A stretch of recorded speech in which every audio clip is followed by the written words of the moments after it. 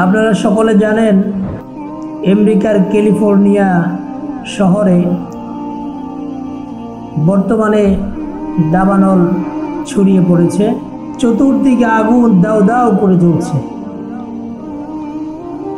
মানে এত পরিমাণে আগুন জ্বলছে চতুর্দিকে, সমস্ত ঘর বাড়ি জ্বলে পুড়ে ছাই হয়ে যাচ্ছে। কিন্তু এই আগুন কোথা থেকে আসলো, কিভাবে ধরলো, কিভাবে আগুন সব কিছু ধ্বংস করে দিচ্ছে, কোথা থেকে তার উৎস, কোথায় এই আগুনের উৎস কেউ জানে না। তো হযরত শেখ সাদি রহমতুল্লাহ আলাইহির একটি ঘটনা আছে গুলিস্তা কিতাবের মধ্যে। যে গুলিস্তা কিতাবটি হচ্ছে বহুল আলোচিত এবং পরিচিত একটি কিতাব।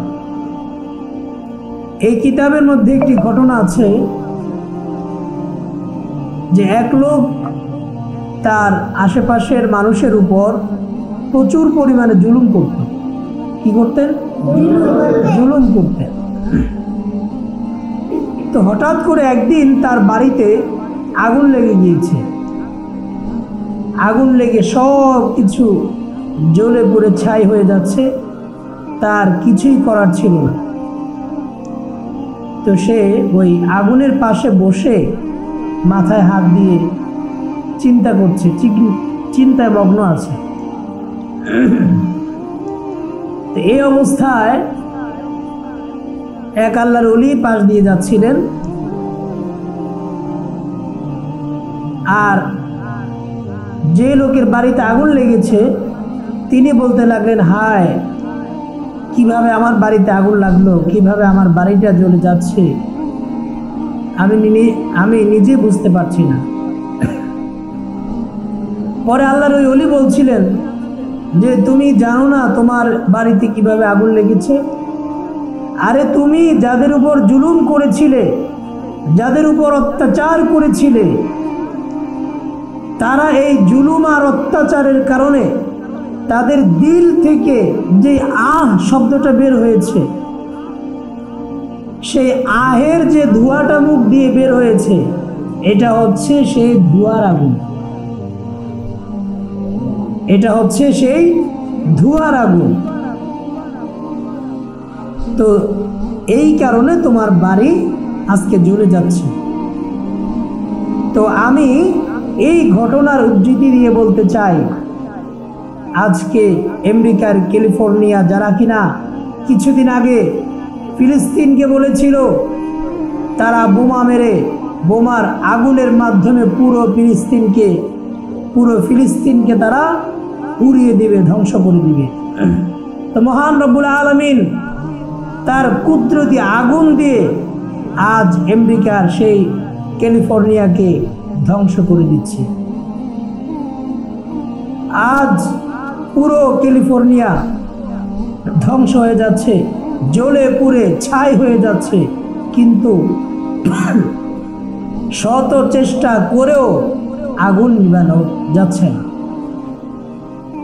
শত চেষ্টা করেও আগুন নিভানো যাচ্ছে না। এমনকি সেখানের জেলখানাগুলোর মধ্যে যে কয়েদিরা ছিল, সেই কয়েদিদেরকে পর্যন্ত তারা মুক্তি দিয়ে দিয়েছে এবং তারাও সে আগুন নিভানোর জন্য চেষ্টা করছে, কিন্তু আগুন নিভাতে পারছে না। আজকে 3 থেকে 4 দিন পর্যন্ত আগুনে সেই আমেরিকার ক্যালিফোর্নিয়া জ্বলছে।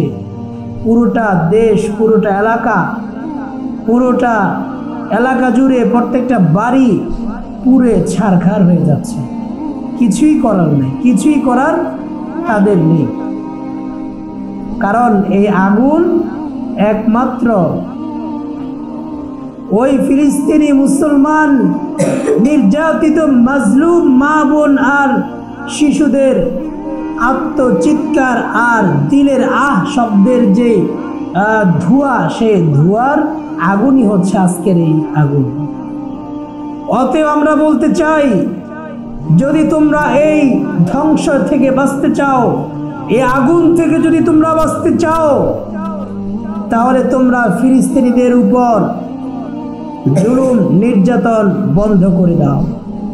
ফিলিস্তিনিদের উপর থেকে তোমাদের জুলুমের অত্যাচারের স্টিম রোলার অফ করে দাও এবং তোমরা তাওবা করে নাও, দেখবা আল্লাহ রাব্বুল আলামিন অবশ্যই এই আগুন নিভিয়ে দিবে, তোমাদেরকে অবশ্যই আল্লাহ রাব্বুল আলামিন এর থেকে রক্ষা করবে।